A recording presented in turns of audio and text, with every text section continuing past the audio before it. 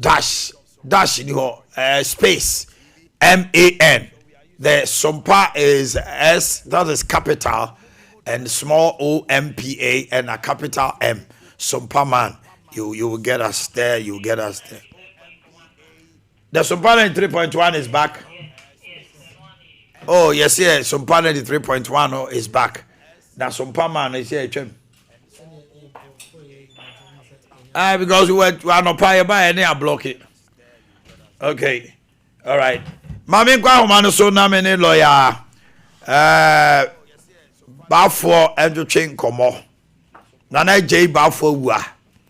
Menhia South Mrashe Bedwani. Lawyer me mo chia no pay.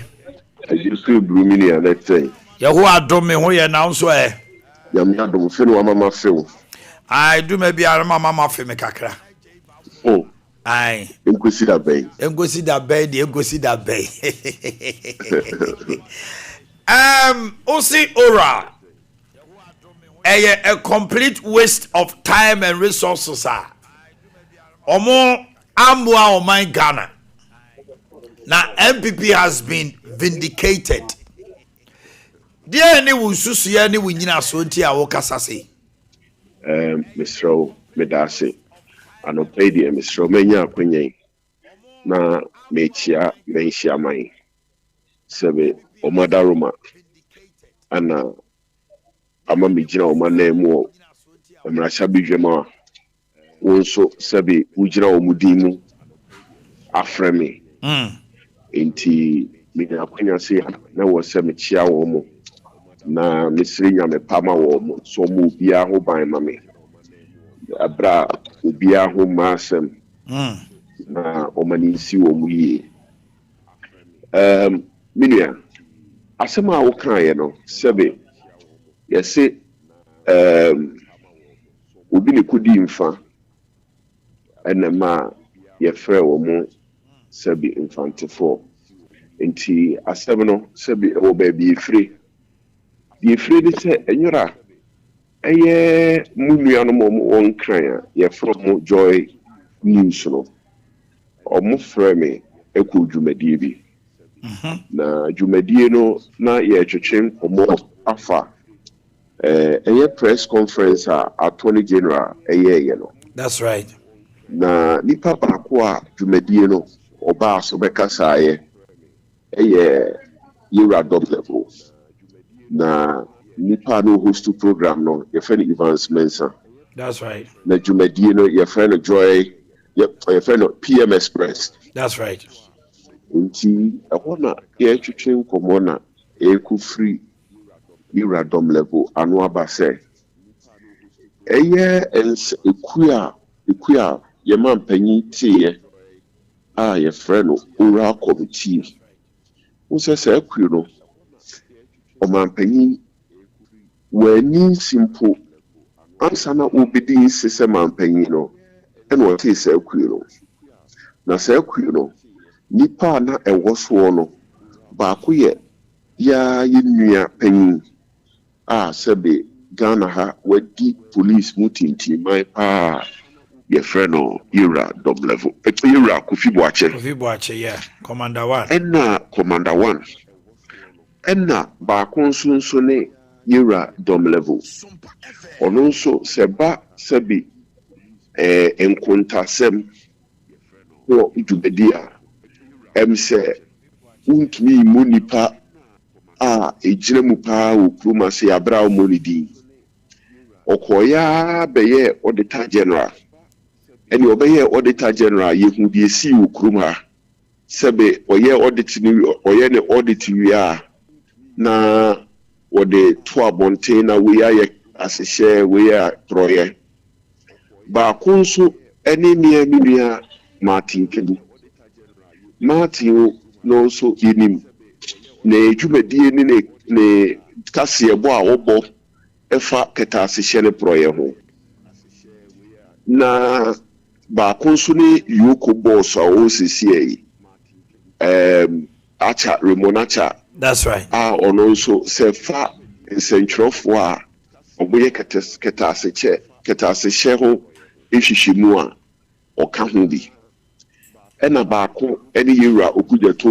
Ablakwa ɔno deɛ obi anu so ɔyɛ mayoni na yɛde ɔmo boom sɛ owura no ɔmo nhyɛ aseɛ ne ho dwuma na wei na nwera dwumadi a yɛkɔɔyɛ no so ɛna yewura dɔmlabu bɛka sɛ nsɛm a nkurɔfoɔ de bɛdaa owura no ɔmo baeɛ no neɛ obiara de bɛbɛ biara na ɔmo agye na sɛbe na sɛm a ɔkaeɛ na word a ɔyusuɛ ne sɛ ɔmo gye garbage na sɛ garbage no sɛ bɛyɛ a yɛnnua no yɛ maame nom ɛne yɛ nananom a yɛnkɔ school a ɔmo tie wo a mene sɛ de bi a ɔmo tie wo no garbage kyɛ sɛ bɔɔla sɛ bɔɔla nwura enti sɛ nwura koraa na obi de bɛba a na ɔma yɛ dɛn ɔmo agye ana bi sɛ boo sɛ mogye nwura deɛ a na neɛ mo committee no na yɛ complete waste of time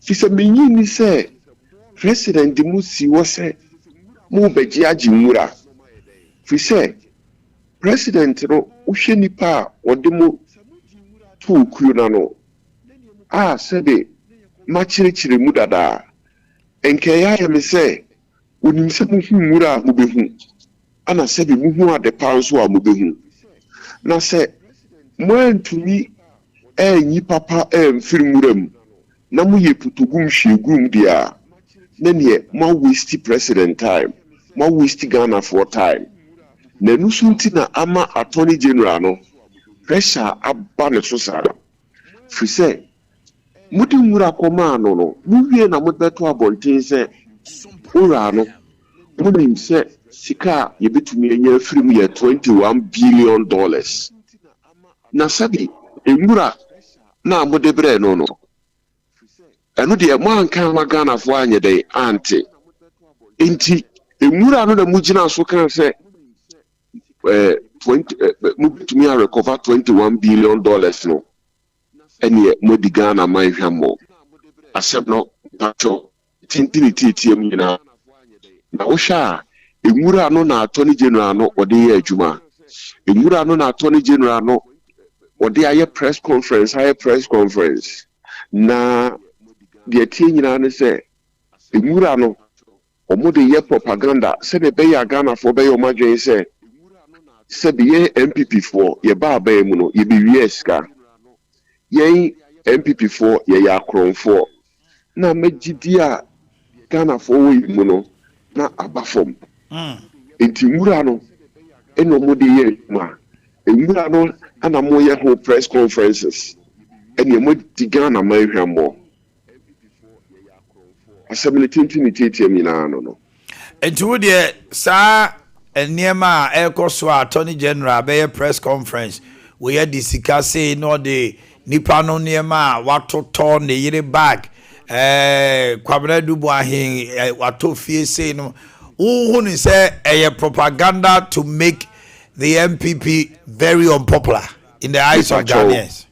Na saa na madwe yɛ me sɛ deɛ ominua mmerɛ adwuma yi unia mayache ana maya sabi ma practice wo court akese wo Ghana nyina case papa ne boni nyina madibi sort ase emu nketwa na kese nyame adom ne moburu hu madibi entimi hu ade a ekoso a metumi nimdi ekoso na enwura de dom level beka ye no na akonfirm se ne memisi hu niema e ma remfi se cases ni bi o hɔ a nipa ni go a yɛfrɛ mo ɛwɔ BNI a ni ɛfrɛ mo NIB na me no mo na ɛkɔ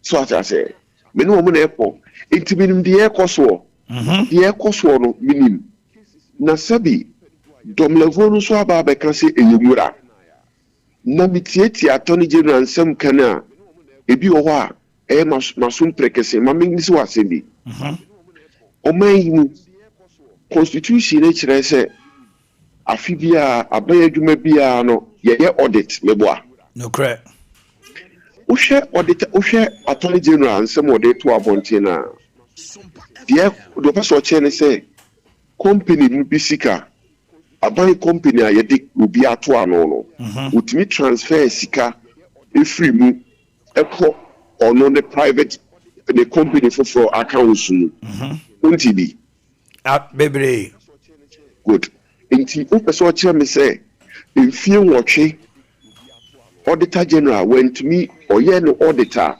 wentumi ampeke baako koraa wɔahuda sɛ biribi sɛ akɔ so aka ho asɛm wɔ kurom a sɛ aban dwumani no aban dwuma mu obi ɔdaa no wayi sika afiri no afiri mu ɛde akɔto company foforo bi a sɛbi ɔnyɛ adwuma ma aban no sɛbi aban ne twaka biara no wɔyi akɔto n'account so mfie wɔtwe auditor general no saa nneɛma wɔ ampeki bi da Pepa so what I say. Matias, 18 Tom level back and say, a mura and omade coy no. And a ya swinging say, Attorney General pressure about so. Na pressure about so then I.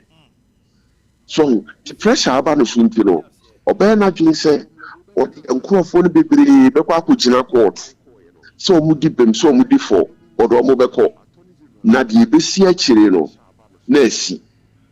So what I say, na press conferences na air consul.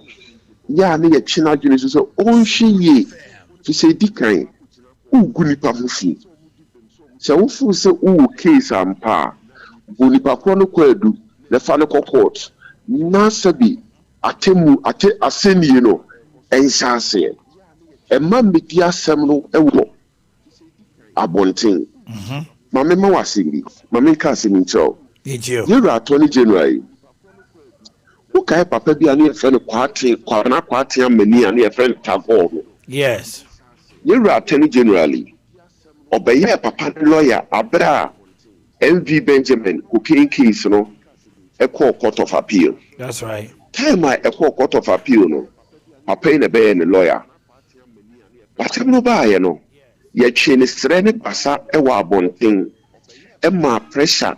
Ebem enti eka eya me say time a ekọ court no judge no kra no o hwe pressure na ofu say obi agana fo sabi ebua na tayawie me me ko twitwaje no na me twitwaje ni wie a die ne besie me ko kase sabi onifo e de agana fo kra be kase bi a makoje adamu de e na judge no de papa ne ye dey ekotu mu court of appeal ana papa no udi bem so what I say and no chira will say sa press conferences na Attorney General ye no yen kase ma onyu e was say o ye say Ghana for good dey ekoso then so information dey na omode to abonte information na dey to abonte be wi akire no wan hwe ana nipa no wadi bem wi a na fi jenopa koba ne se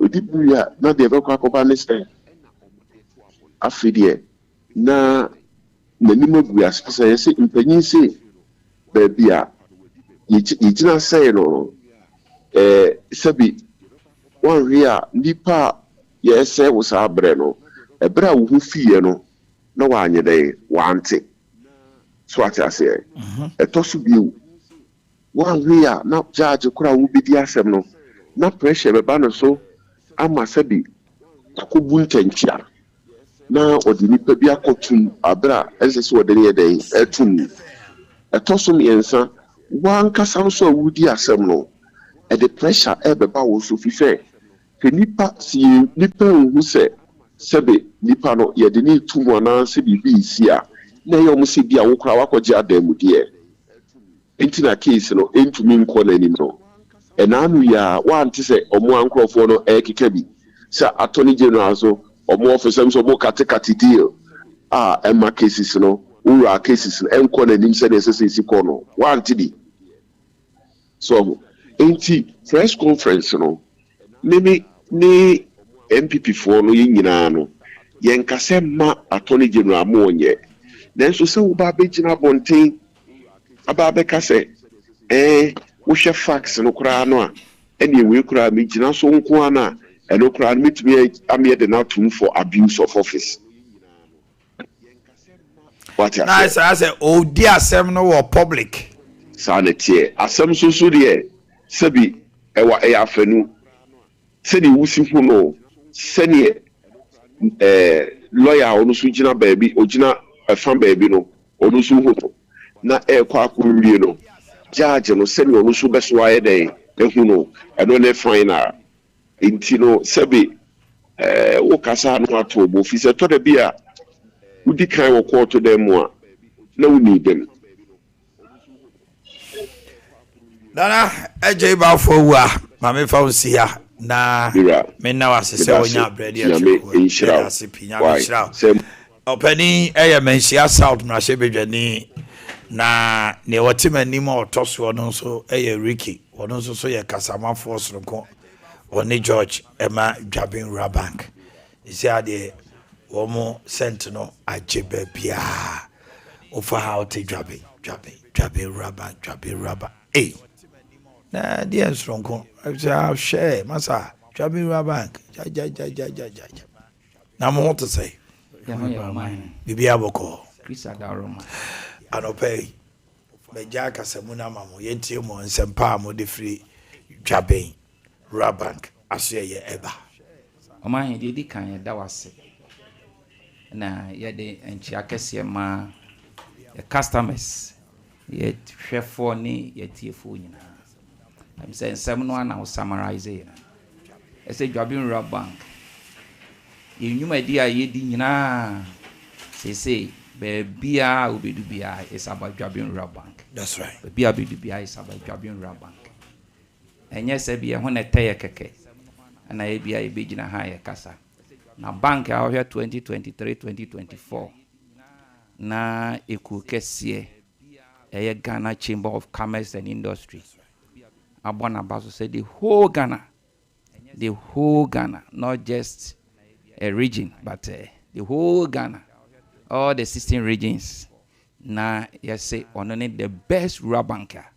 A child say bibi kesi anywho. Yegusu yekoyenim.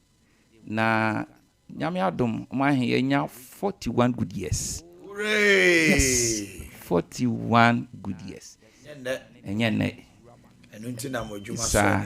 enye keke experience. Yes. Good products. Exactly. Good service delivery. Na ni nyina mu no so customers any shareholders obi bia a stakeholder in general omuna atimi asoye mu edia bedru bebia yadui nti dia kan say omu nyina omunyuma omudi Nyankopon onto nhire ngu so na enkoyi because omkoyi ana bank ni so koyi na ye di say adwuma die nso anenye say ye di ni sa keke onu say Jabin Rabank die enya dia yen ye hwe yen ankasa yen fa so ene ye kanko na emum ye kanko ne yen koso ni nyina no focus on the customer nti ye hwe say the say environment say the city o hwe expert advice say the way environment no ye treat no enko ye papa nti ama ya hwe be do baby kura ensuo kura na ye kotofi baby na ya benom ne yare eno na Jabin Rabank ye trans say all the time no ye hwe ye social impact bibia ye be ya ebetumi aboa no man no yenwuma dia ye di no be kwanim nti enye selfish mpanyifo ye nana Dr. Duncan Woso ono ane board chairman oni yenya wankasa wunua CEO Elder Areda Moa eni mpanyifo we Jabin Rabank nyina o trans say den no betumi aye na aboa me Jabin Rabank yenwuma die na kwanim na mumanya positive impact on the society nti omu ye market say omu bedua ye bedua 40 million trees nnua na ohwa ye nya 40 years ne ehase na nsan ya behwe ba bi nnua na kwa sa agenda no ye ntunwi sebre ye gusu a ye duedua ekọ ba bi bebre na ni nyina in the name say ehwe say ye be ma oman no any especially ye ba bi ye nnwuma ni nyina no ho de bibi boni BNC in terms of environmental degradation or whatever na ye ka we ni nyina na ye boa community no na enye se ye boa eno nko asa keke eno ka ho enti na ye de ya asempa loan no so e de aba beto yenim se asempa loan ni de ene obi ko ba bi bank bi so kwaje besia senete o koi yes kofa collateral fabra o building document ana se kona kofa o dan papers na fabra o koi nsu sika no o je 100,000 pebi enso bo hu se o kofia no de 900 and something a obro ni be friend commitment fee yetwi mu yese enti ani anampo se o kono mpo ade e ma ne ye ne se loan ko hia ne ne nanso beduru ho na bi abosome na otwe eni akire ansana ne nsaka eno nti ne ye de sa asempa no abeto no na asempa no e wo ho ma all businesses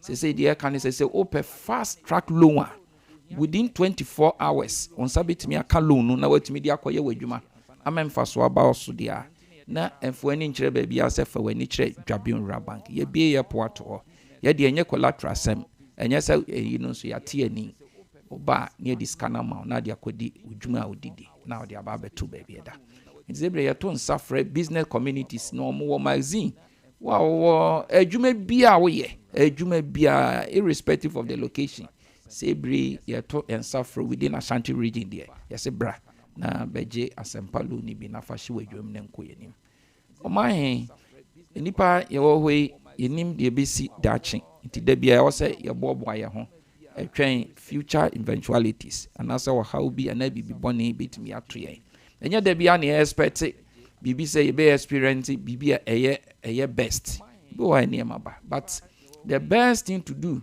as a young man, as a young woman, and as a person, no, and it's a obetimi ede niema atutu wechi ye. So the be science no a bar. At least ubenya bibi akushin and as ubenya bibi betimi abo ho ban. And nontina Jabin Bank ye de shares no aba. This investment product there me can say insi ho e wo ho no e bebre. Shares no to anu abeye adwuma wura. Na ye adwuma wura nso a mfaso ba wunya so mfaso. The Jabin Bank your shares no ye biem atu ukuta 100 Ghana cedis kra utimi tobi afini bedu a interest beba se usika nso mu odu a oba ampaye na obetena se na yetimi aya arrangement papa ma wetimi ato shares ni bi se bre nso other investment product like dachinti because dachi the obi ani obetimi a guarantee.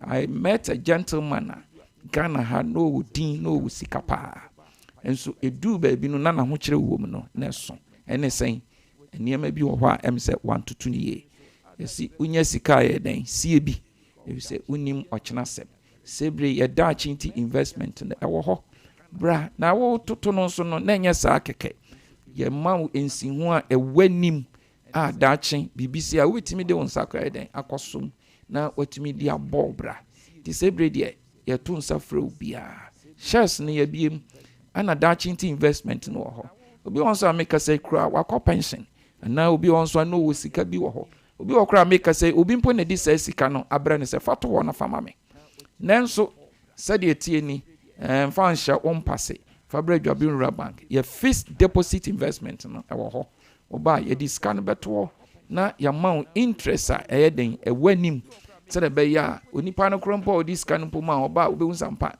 wo ye nyansani sebre yantu esa afre obi bia a wote yenka onte yenka wote yenka so ma wunua so asonte say Jabin Bank ye bie ye pon ato ho all kinds of investment any deposit any loans ebebo business there ye to yensafro say brebra ma him de man no si no the make say your corporate social responsibilities are ye no ye niema ekwanim papa enche obeti yenka niema bank bi nya bi da no obehun say Jabin Bank ye because you perceive extending your corporate social responsibilities all communities no be enya so mfaso no be afa no home boy mema menu George yenhwe ye kira kwan ne ye numbers no Omanhene we dey medical chief for nyahwefo 41 years to Jabin Bank ye di ye ne customers ya na ye de bedi te be do ma asiyi pa Omanhene last week no obi friend na meet bi a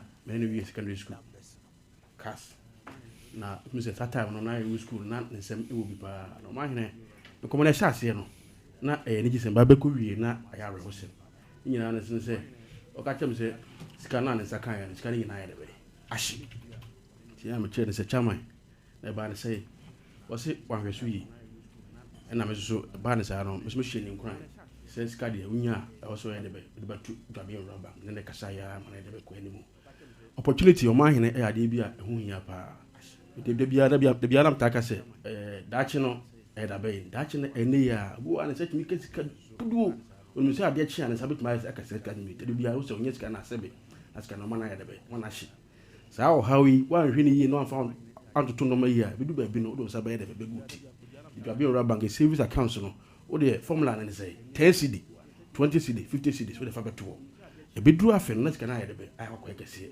asa anso hwe to madam fu yi bi anya de be ankoto Omanhene see them boss su kan shares no so egu so e twon last no so bi driver ko frame obi say driver me driver me tomato shares yi de obi a nyina na say uya adwuma sky de be ba on sem so we mate so we toto driver so we dwum lawyer baby a obi a with my director shares no so no 50 pesos with my 300 cedis 200 500 last week we dey Omanhene obi be 200,000 100,000 Ghana cedis shares no I just say man for understanding of shares na dey be ekọ anymore Omanhene yasaso ye research akra o create ya Dubai you know say emerge the phone bebre na the music share on stores na ma boss room enti ye no mo kan no na say ensema no mo kan say sika de ba bank ya ba betete enti na ye hwese ye dis kan be da ye betuto ye stores na no mo di nkomo na ko akiri na ye say Dubai bank de SMS alert no o betu dis ka betu no ma ye de be ye detew ama ni say emerge the phone nyina botwi a o de music kan ye de be e ba Dubai bank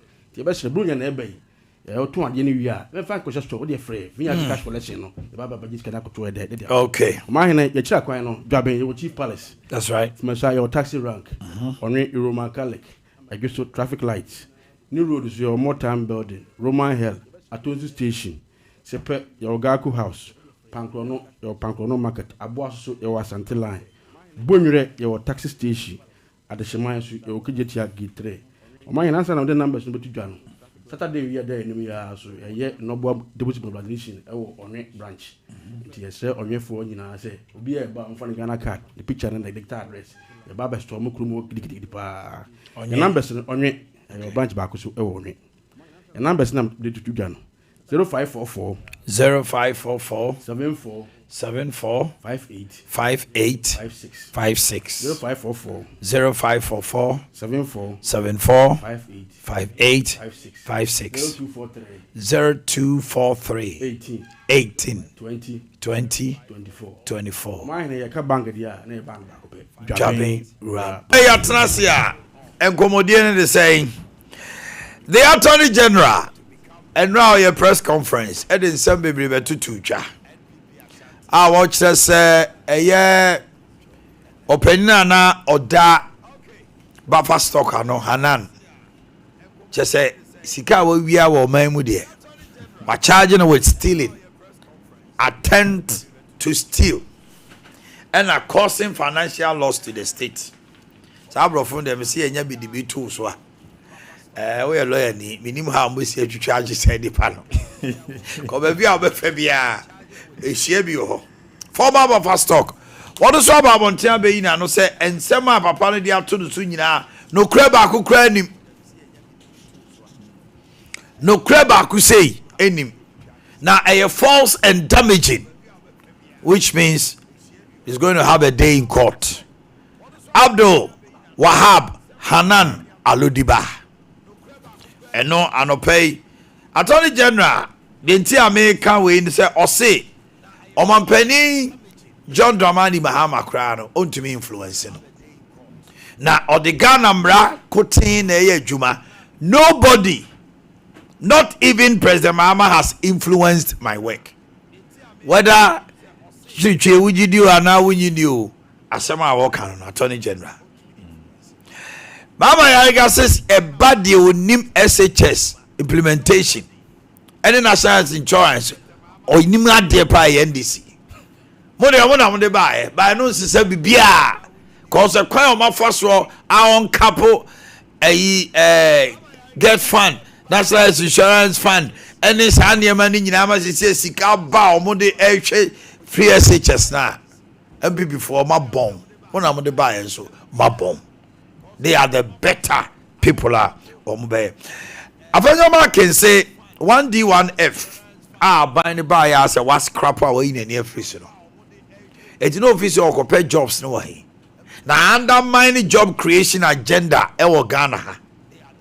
No, so catch NDC for LGBTQ. Womu beye huajuma pa. Womu jane. A baby or catch on some men to was almost so munti. I've heard you be at the mobile dumni adai. Emma so NDC for as you see, Kajeti Abite. One in Nabidi Nature.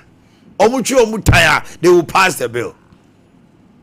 Give your wives were pleading not guilty to the 38 million Ghana cedis fraud. He's been granted a bail of 10 million Ghana cedis.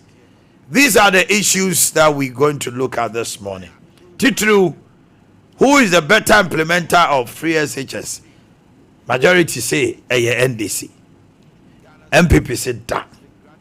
Afei, Eba Domlevo, and some of the Akotuja say, Ora. Obetima kasa niema biblia nkrofo de ba e garbage nkwa lawyer chiche papa and somebody go up no so mama sha say na your next year na be December aye your next conference December 20th your Thanksgiving service. Oh okay. You ba ko danya me ase afi waye bi aye waye bi pa ye de radias papa di kind of match your tifo na machia Ashanti region Ashanti Mantemu NPP for nyina ni constituency executives ni polling station executives electoral coordinators nyina na madawase ada Sompa for so ase akwanya modiamami papa and some no topics now oboni nyina di kan me fa attorney general asema o ka say Ira John Dramani Mahama influencing. So we share Yemra Kunini Edibu on my year 1992 constitution. Article 78 in my home can say president appointed ministers. Now ministers no do na move to thirds I will say free parliament. That's right. Now you decide to mean in Mawa. Your constitution is which I say Obi or to me be a diamond or my mubia is under the control of the constitution. And you need pafuphobia. And okay, that's now I can. Okay, Article 88, Attorney General the who to me say to me prosecute criminal and civil matters on behalf of the state. Now, so to me now one will be any influencing. So to me na chair say omra bontin on my press conference. And I say when your evidence name crata on fan court.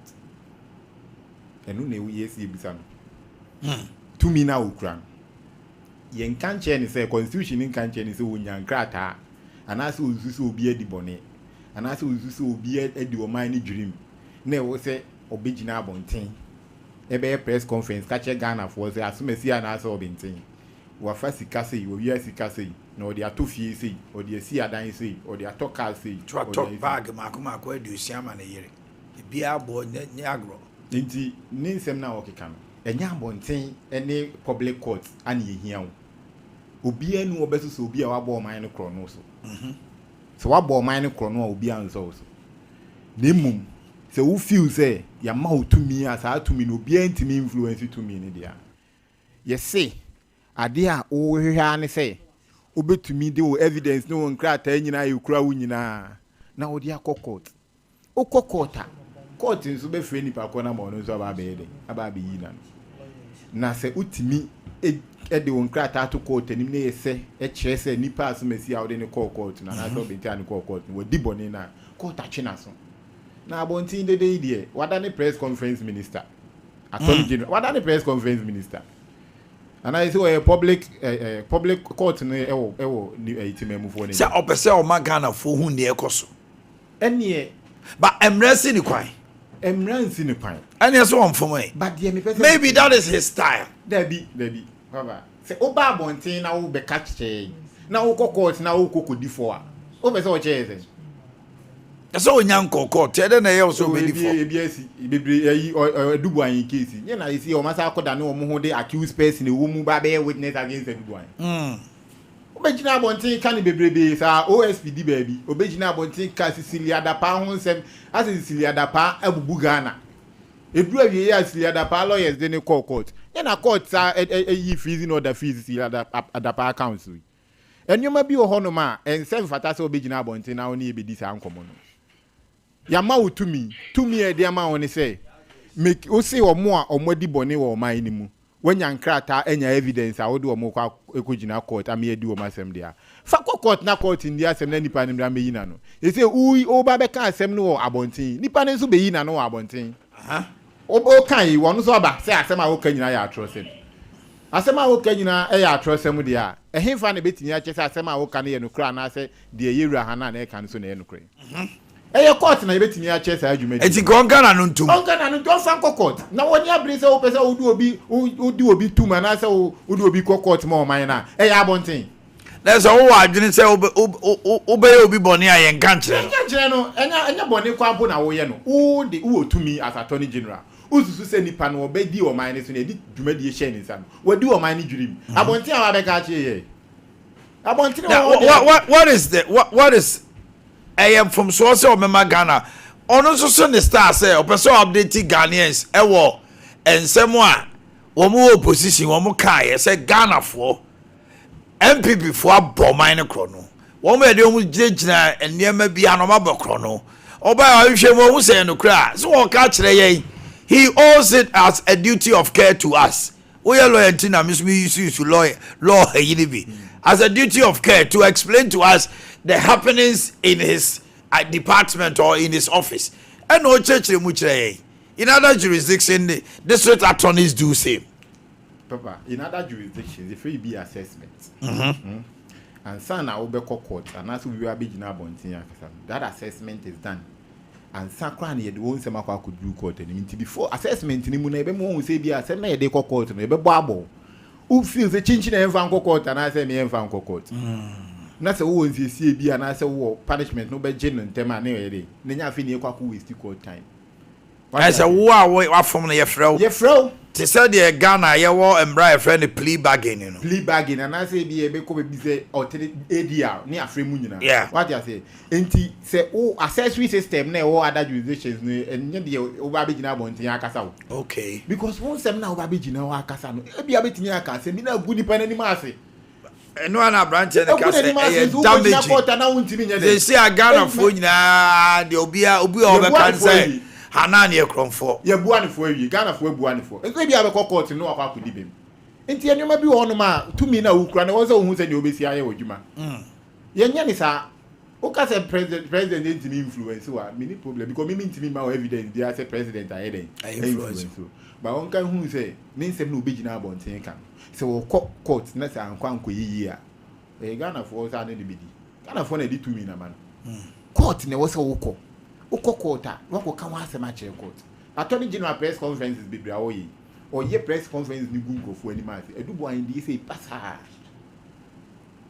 basa ye drew court no afi kwa say OSP ekoka kenufo ya ta say so we fugitive and now we wanted after the extradition process, what court on 6 consecutive times, Nina Wadi adjournment.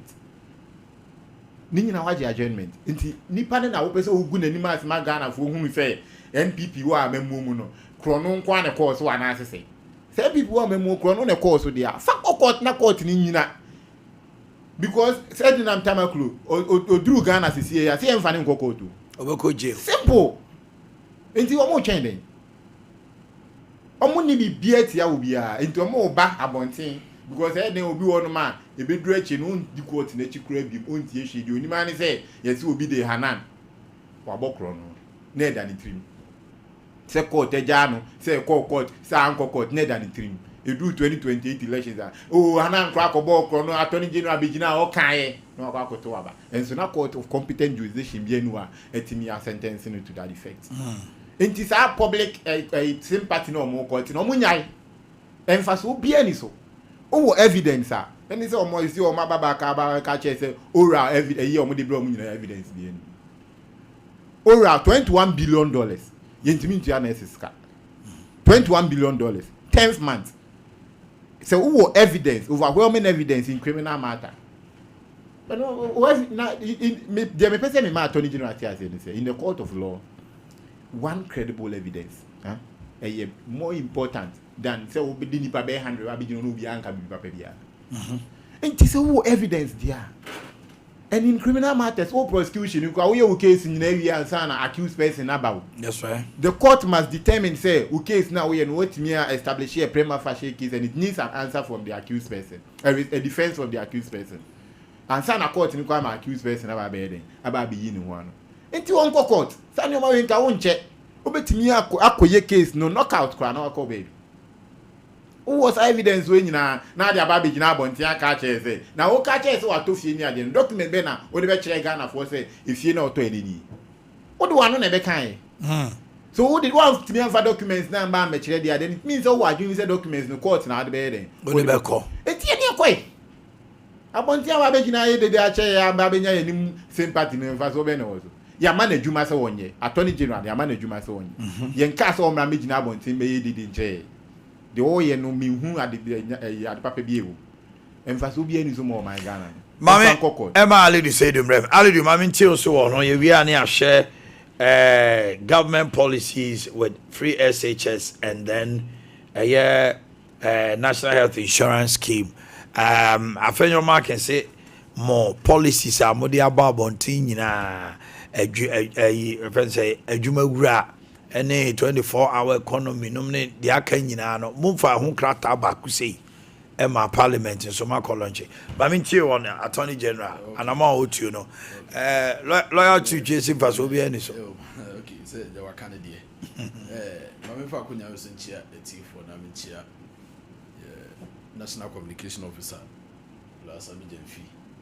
Aminchia, the Ashanti Regional Communication Director, Law Basin Rudy.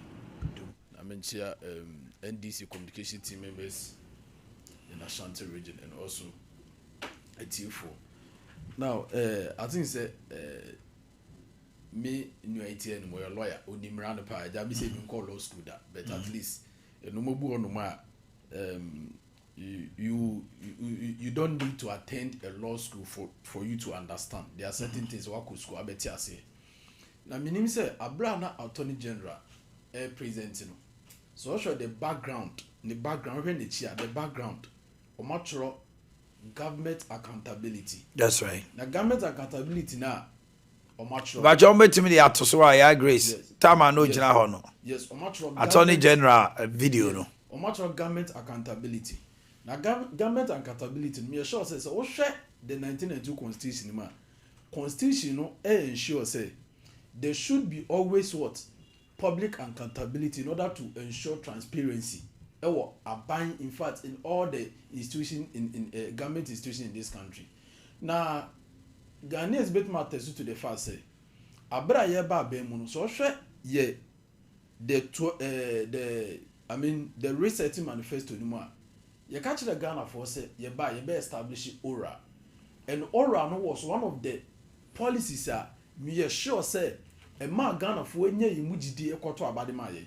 Now, abra ye ba bemuno. I think say during the transition stage, President for me the oral committee omogada document according to them almost 20.4 billion Ghana cedis went to corruption. To me sure say idea what Ghana for sure says in fact NDC to me achieve this promise is a promise Ghana for be the yaw pa. One thing is say me dese Omanhene or kasa no busa ne say so wo hwe constitution ni ma emre bia embra nkwan say obey press conference. Yes, and it is true. There's nothing wrong because I promise Ghana for say yeba alright but ebe retrieve a normal chrono course in the previous administration. No so a press conference am ye hu de course a say in fact Onozaka say there's been pressure on him.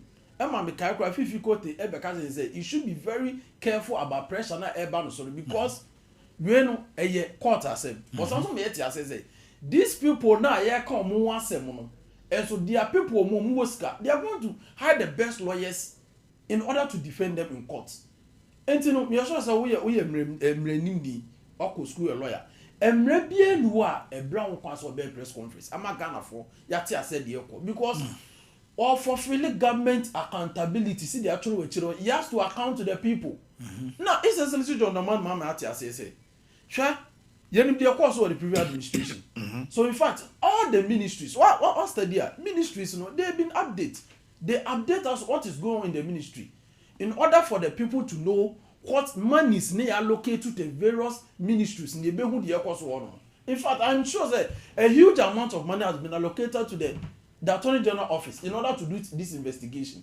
And in order to ensure public accountability, once Ghana for you because in fact $20.49 billion is a huge amount of money.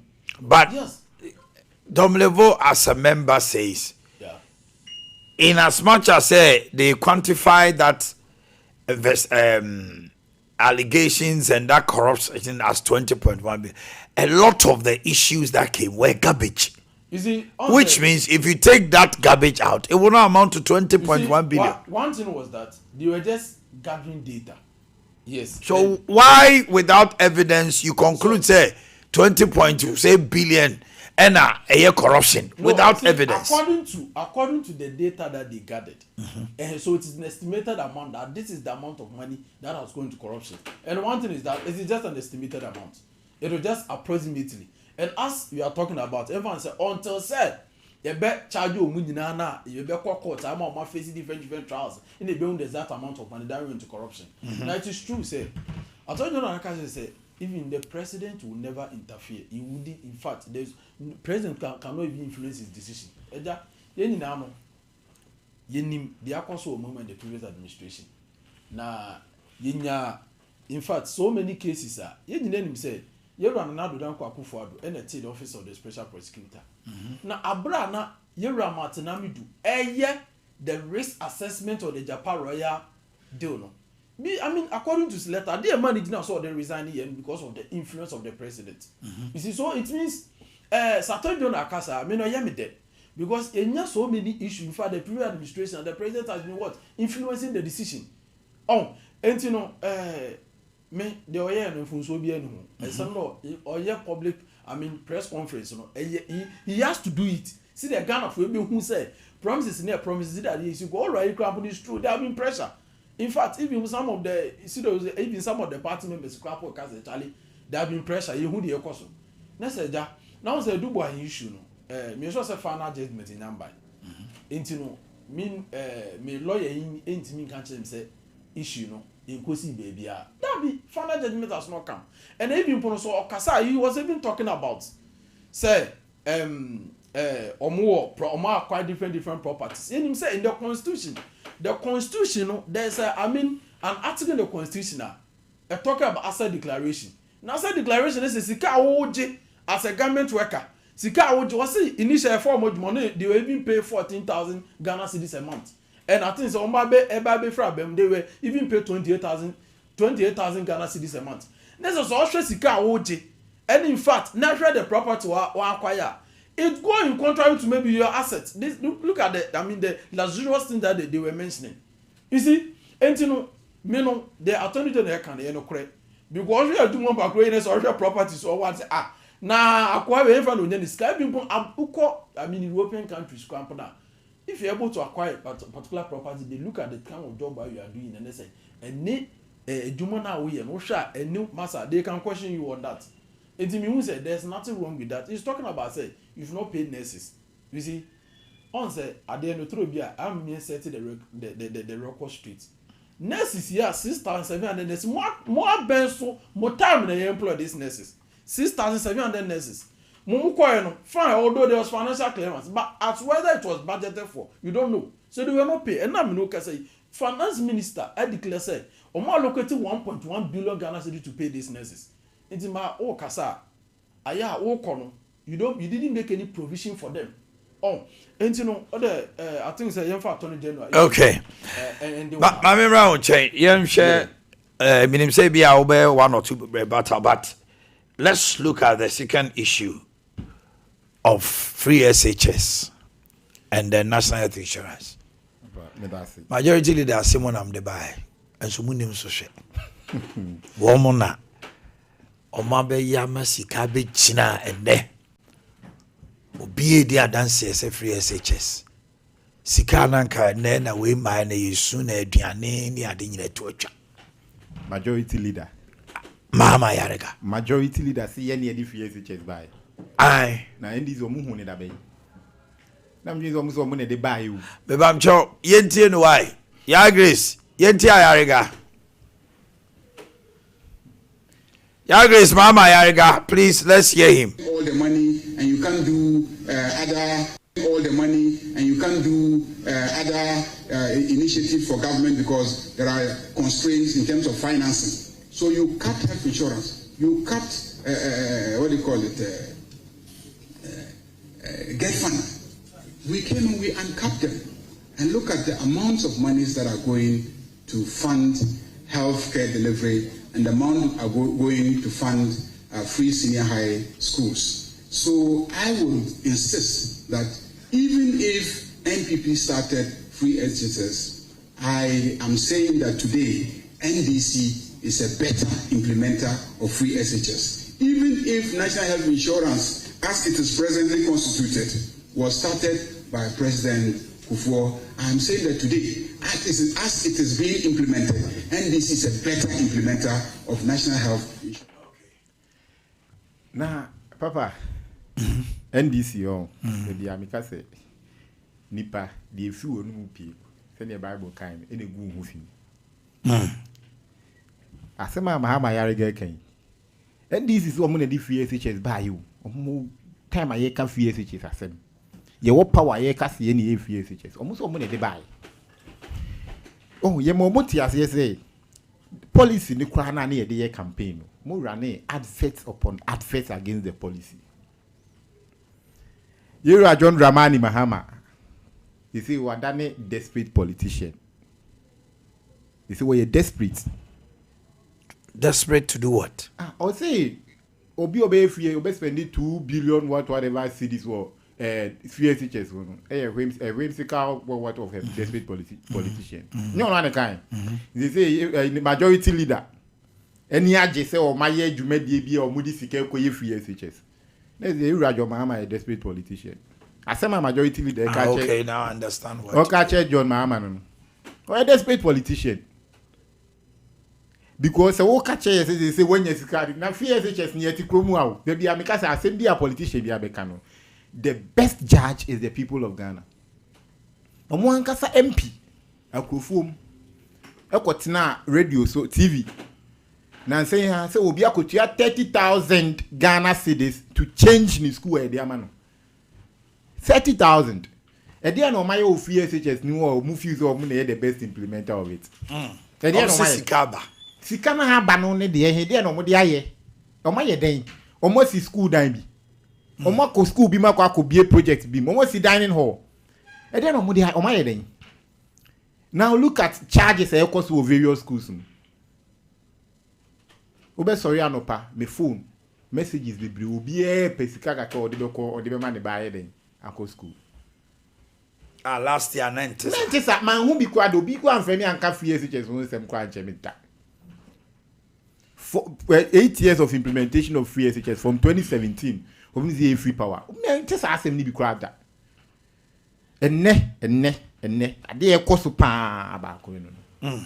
Enti omo ye best no ne de he. Sika na office o ma on cape get fund. O ma on cape national health no. E de pa no mo de aye. Minye tie no ka se ne finance financial clearance. 1.1 million billion cedis or say finance ministry yi me dey mean you or say ministry bi aba ebe ma accountability finance minister me hu so wa be gina TV so aka chese wo is scan their my health ministry ne me hu ye mente but the tie ni say o ye advert tia dwumadie bi policy bi aban bi di aba na o man panyini abra no opposition timi ka say on fa sika bi say enkoye sa dwumadi anaze sa policy we ya na wa obeye sa no na is we desperate politician there. Then indeed Ira John Dramani Mahama, president of Ghana, is a desperate politician. Means we America. He is desperate. Na the in say I no aka one time you di here or no aka say mu ntimi baby. omukunu nu omo ho sere o se Yewura John Dramani Mahama say me mbabium ba na wuntumi mba nye wo asema obeka na chese wo mbabium ba na no wuntumi nye den emba nti asema Mahama Yewura Mahama yarega kan enyina so obi anim ade a anye mo na mo de bae they say they waje atum o maje atum say NPP na de bae it is a debate is closed recently me was na po adomoche ne communications at the presidency Felix Ofosu-Kwakye Felix Ofosu-Kwakye koti parliamentary Hansard koti na po say omo na di FSHS bae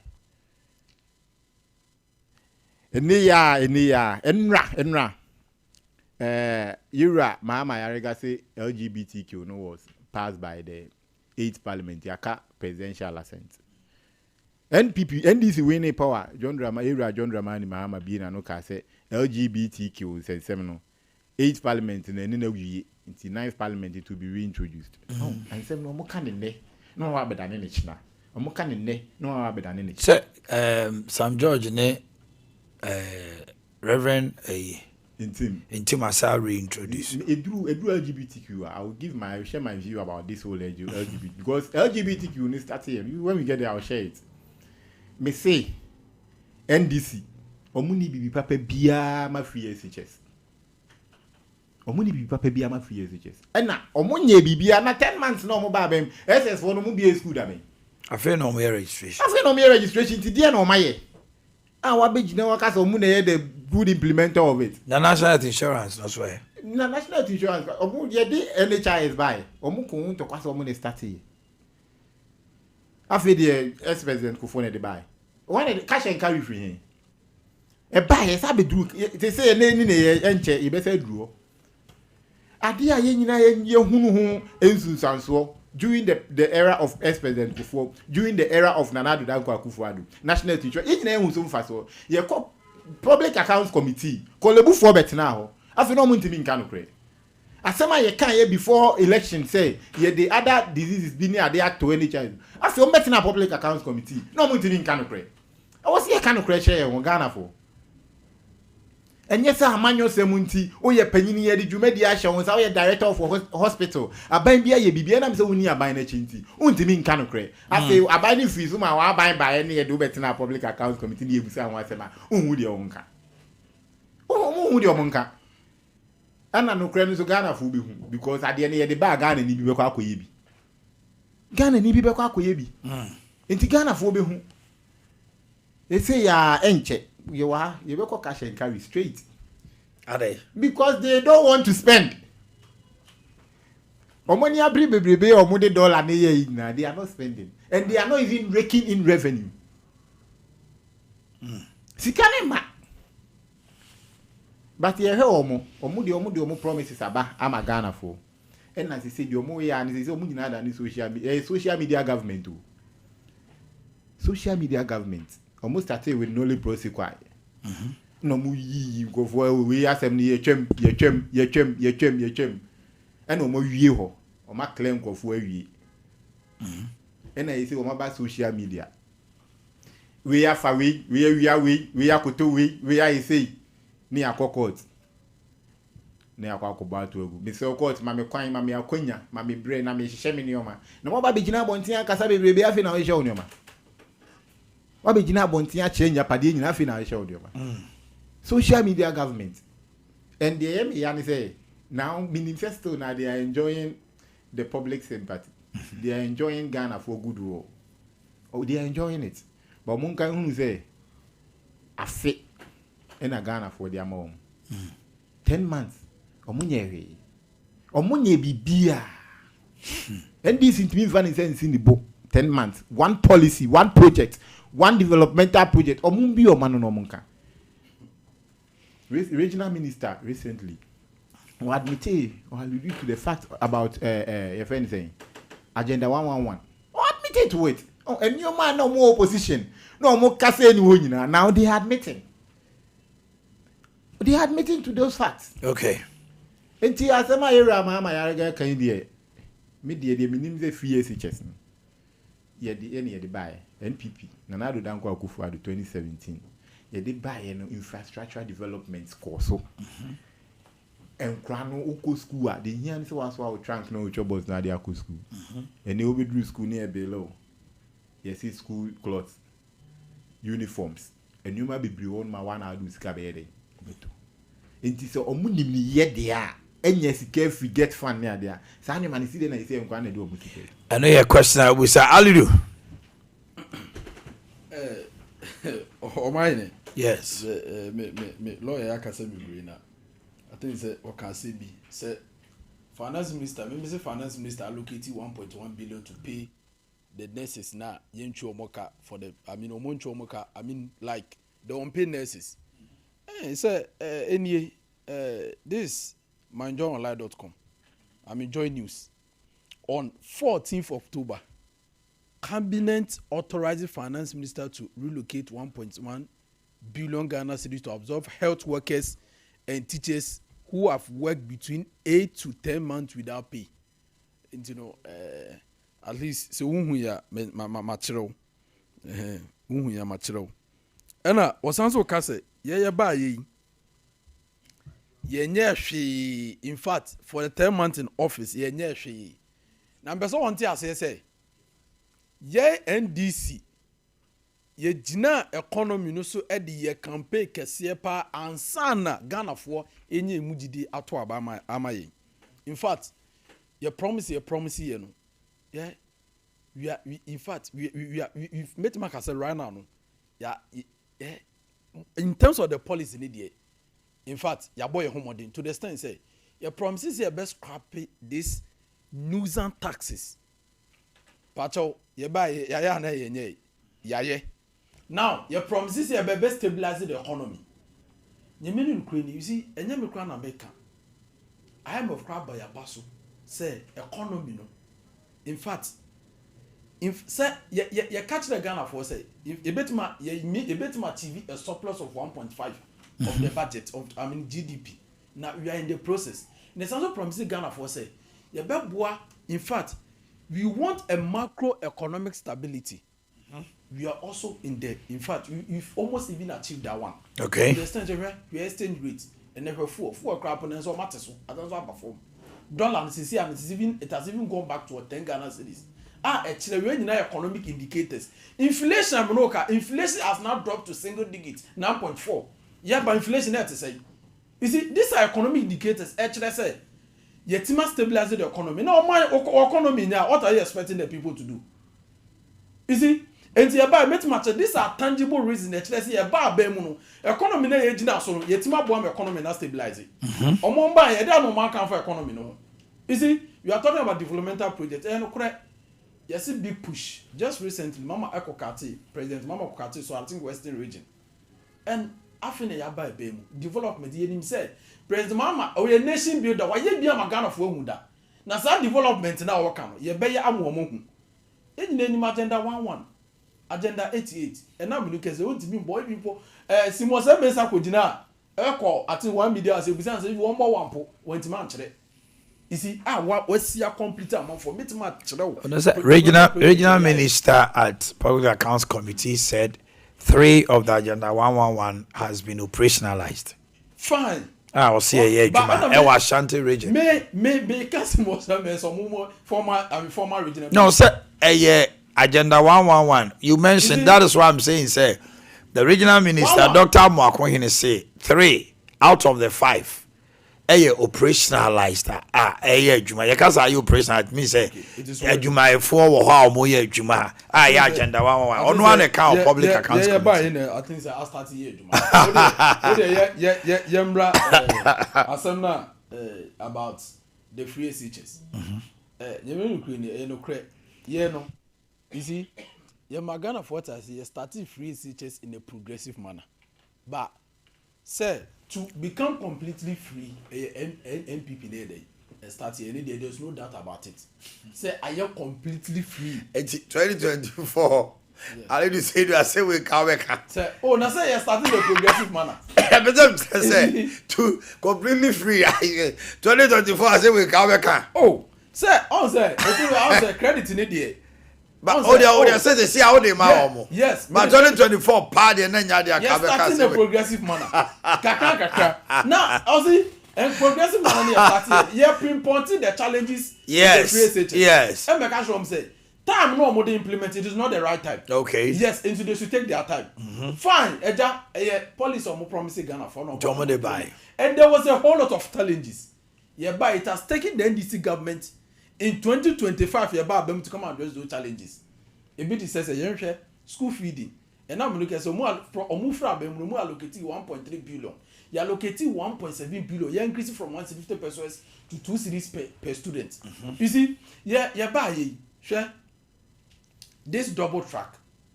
Ya pledge Ghana for boss.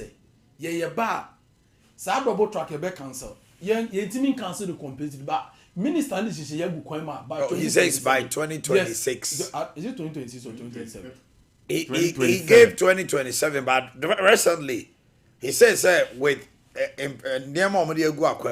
or expected by 2026 they can even meet the target ahead of the time the stipulated. Yes, and Ghana for what I say free get fund on my campaign.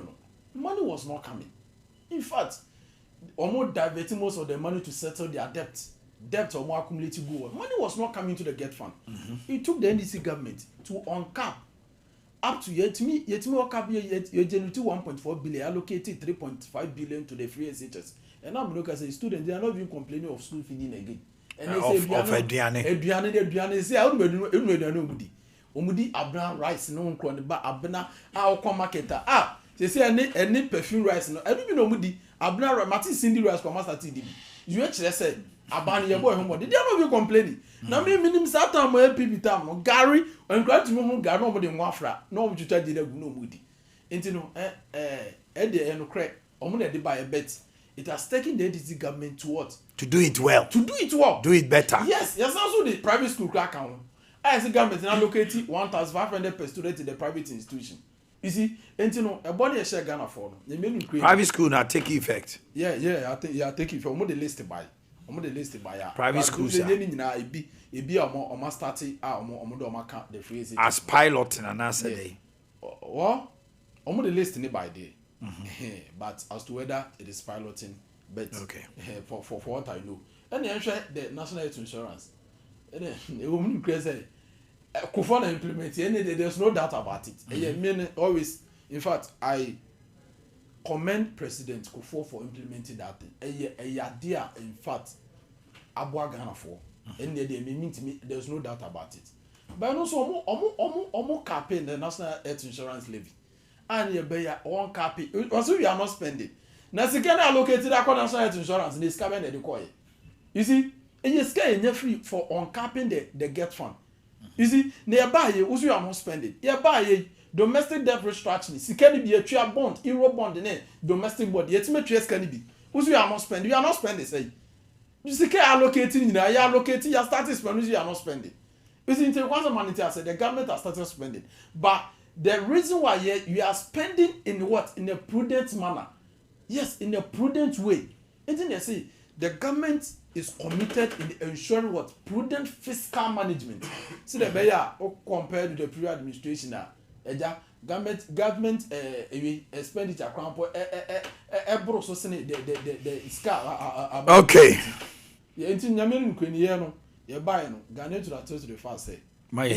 Yes. All right. Finally, let's look at LGBTQ. Nana. Papa, so some small about. Okay, you have 6 minutes to do that. And you are saying mama make a statement. Mention figures. Say more pay get fund. Monya 1.4 billion Ghana cedis.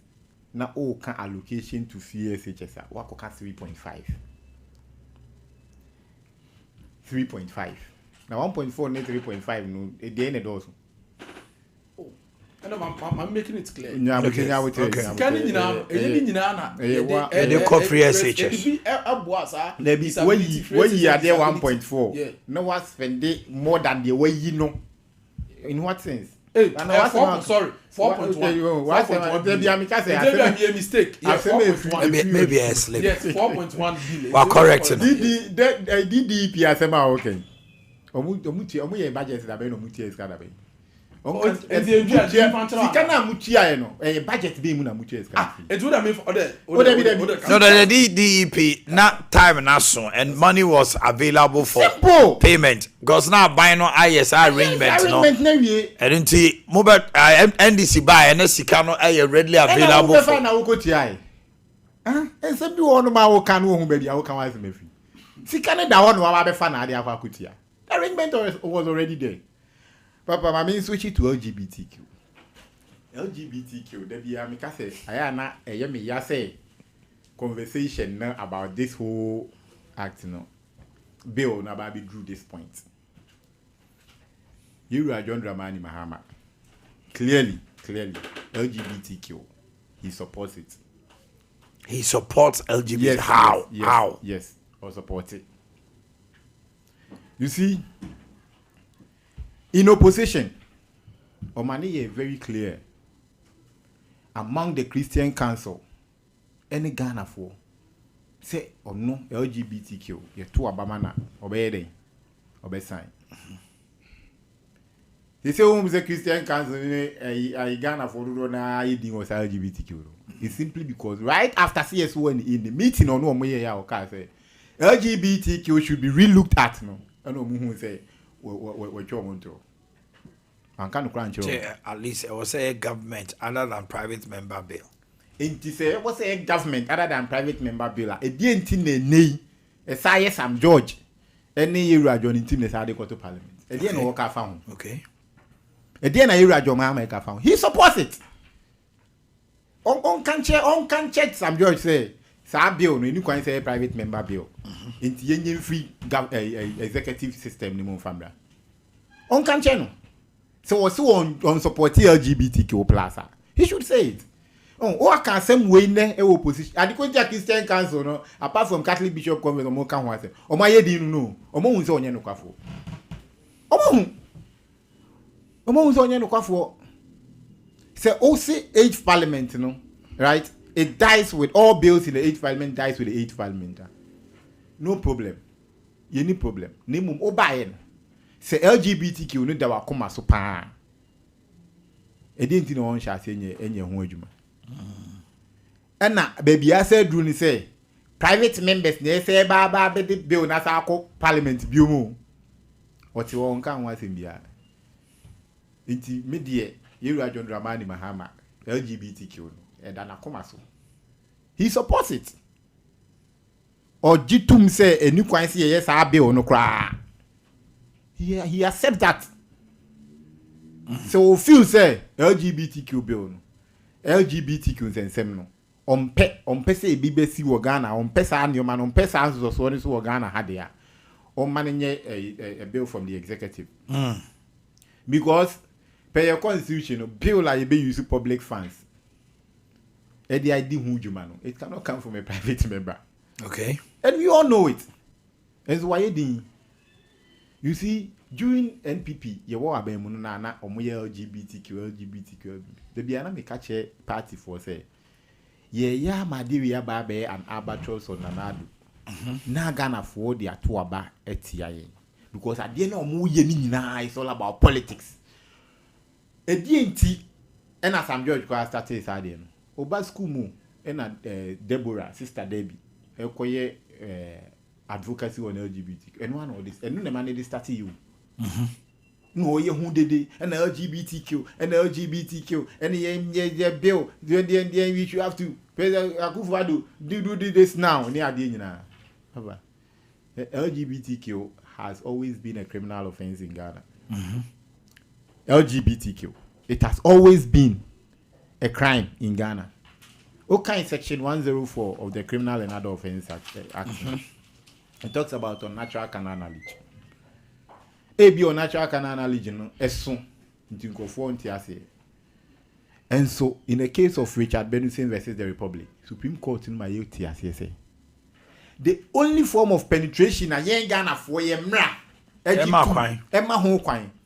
the penal penetration into the vagina.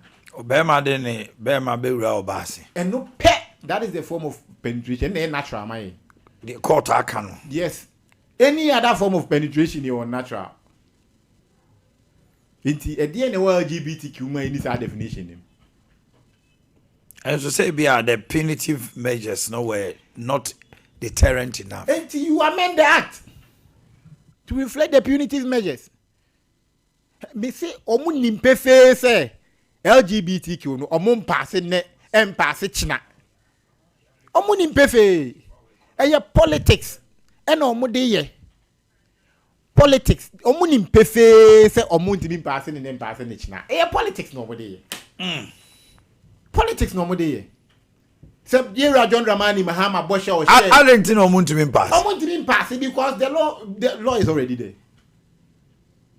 It is already there. Now the omu ya de koma Akufo-Addo na. Ade woman e different and say, "Wow, be promote you, be can one say man." The only difference in it. The sister amra no. Papa na ma chechi me say any form of penetration aside the penile penetration to the vagina is unnatural, Which is criminal. To be in such a say criminal. Papa, brofuna na makato. Penal. Senya obema. Diaka bia. Me say omuni o pepe bia Yera John Dramani Mahama onye na age so obeye bibia be obia e de agage LGBTQ. Enye no creda because on ope. Opesa say. Ope because o can opposition say oba ya obeba be sign. Owie no hoka che Christian Council say e was ye hwe ni ye. Na e was any kwan say private member. And na private member say kwa ko introduce otewo. Ompa ngoto I don't know how my executive system enye. Otewo onka wan asem bia. The normal would deduce and now infer say by that action of the president. Also support it. So who what can't check Christian Council ma Ghana for nyina hunu bi say any kwan say private members bill there. Any what changing. Okay, let's listen to this one. Yeah, remember Ayina Ba. Honorable Mama Yariga can at all say. Magana Nibia and Shani will say NDC back or Tam Sika de Abe 24-hour economy, a private sector, and on be empower. Yenti Mama Yariga. Let me assure you that it is not the idea of government to take public money and invest in something called 24-hour economy. No. So if you are waiting for us to bring you a document in Parliament say we are taking so much money to invest in 24-hour economy, you won't see it. The whole idea behind the 24-hour economy is create the enabling environment for the private sector to be confident to invest and run the economy 24 hours. And so you are looking at an entire value chain from the issue of land. How do you access lands for, let's say, large-scale commercial agriculture? From the issue of how do you build the infrastructure for irrigation, for large-scale commercial agriculture? How do you ensure that there are roads leading to the farms? Many of these things are matters that the state should allow the private sector to do, except that we should give them. Okay. There is no honest person in NDC, and then I make that.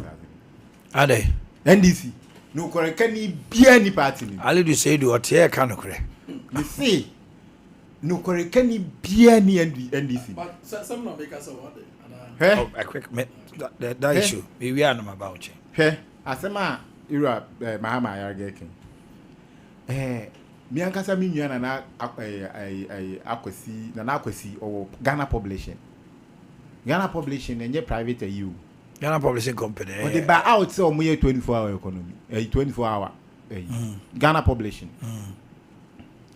You are Mahama Yargeken na 24-hour economy. The whole idea is about private development. And giving enabling environment for the private sector to lead. You see, we campaign. We say 1:3:3. Yeah. A running advert upon advert. Even during the campaign period, who said there are state institutions about 24-hour economy. Yeah, DVLA, Passport Office, Ghana Publishing, other things. Good. Then also, during the campaign period, right? say there is nothing like 1D 1F ebi kura ni ho NDC o ene almost say 1D 1F say na afenyo ma kenkan ade a ye ni won ye ko ye fi wa ye and I say ye tinyo maybe afri ma ye ade a ye ni wo 24-hour economy ni dey media mean say a base camp ANC because omo can big push and maybe omo my hope city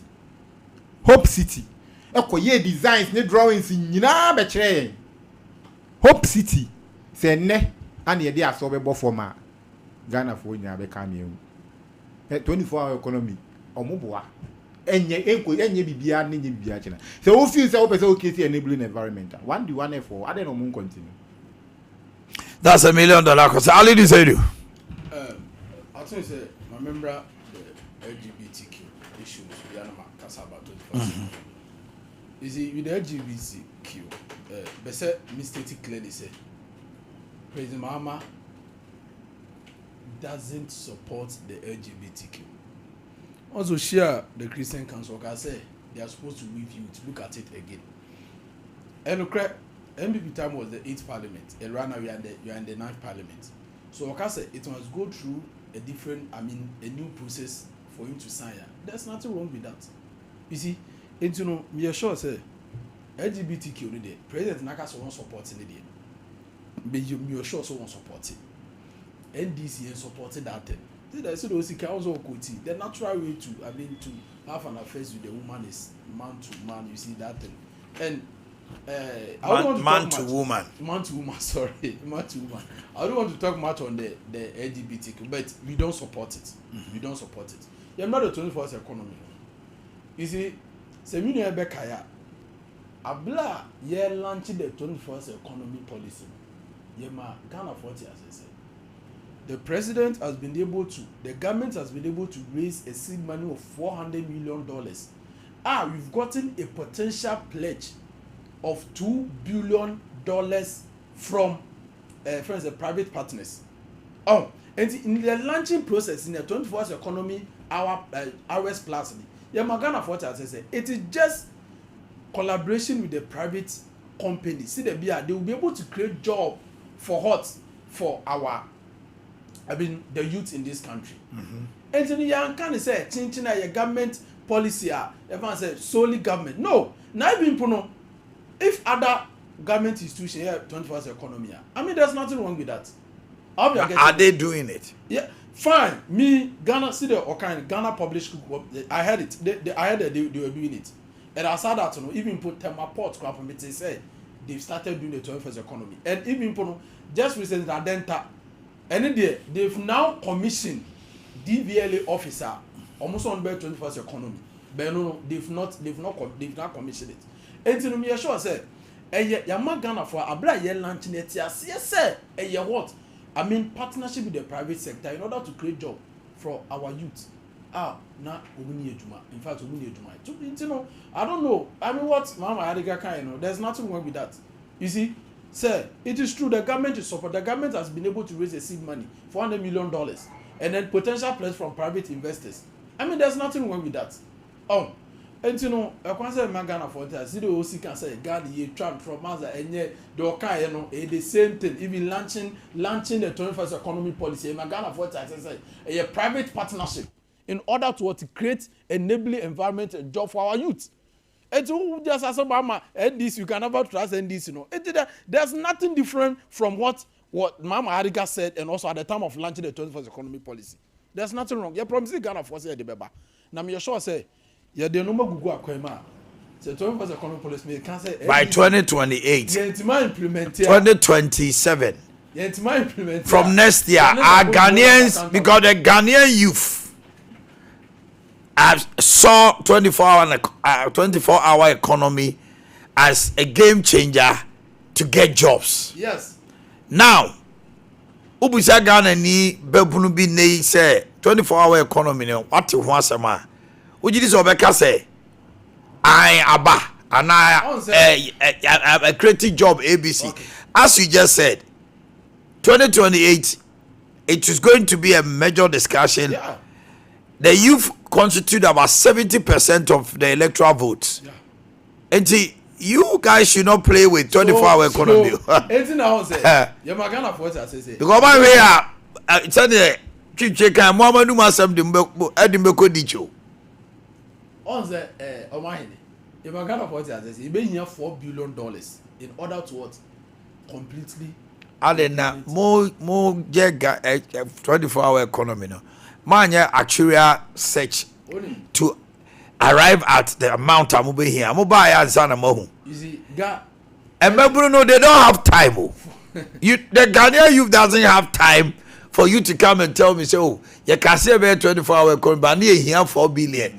Omabu say, now what actual research na mo ya mo ka say mo betima ya afi na mo be ka kire obakai 2012 ade ba kwa ma na do lose election ebusa nse free SHS no how much is he going BBC also oba no ba be dey oni o betra se and Ghanaian said masa na wo ade na wo de bre no wo kra unim ne bo uni budget na wa be ka kire say obey so Ghanaians voted against Akufo-Addo not because free SHS wasn't good though, but because he had not even quantified in some how much he was going to spend.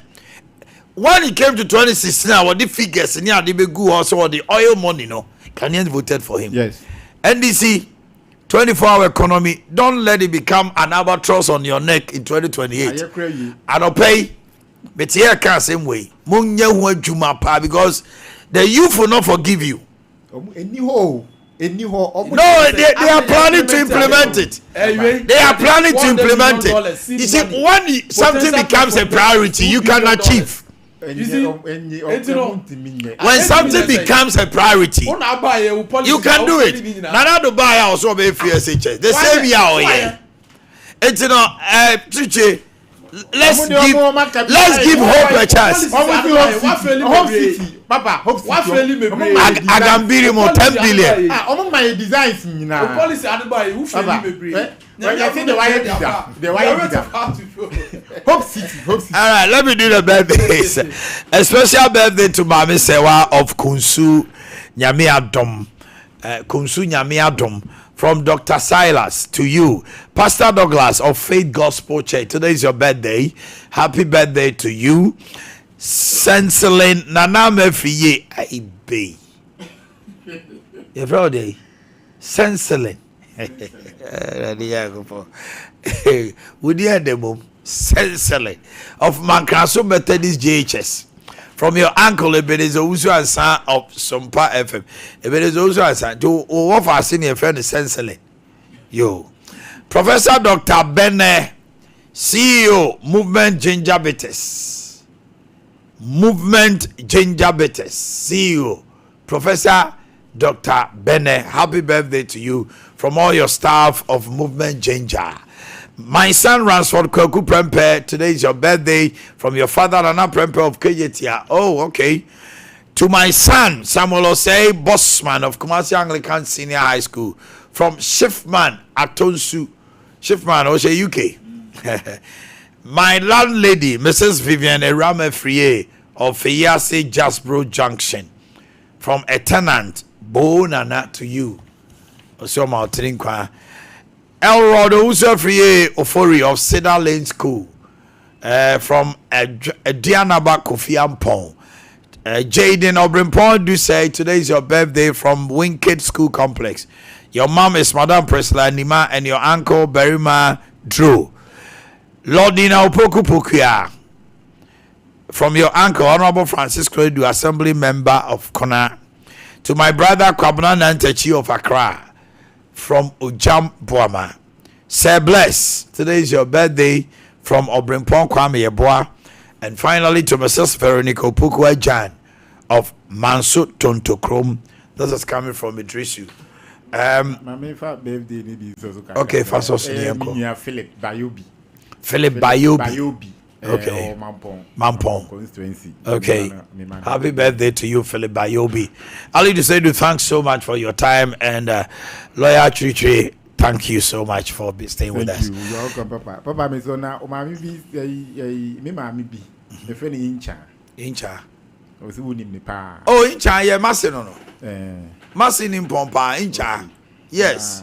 say me man. Enya keje Dubai. Me man into a tea for say or the paint the free abuchiaba. What did they paint? Oh, Icha. We have a friend. We have a friend, Icha. Wonderful woman. Aye. Icha is a wonderful man. I was saying for yeah, the good day on seminar to us so the amount. Ewa hanamo emba aye crado or the browse is here na money enter. Okay. Hey.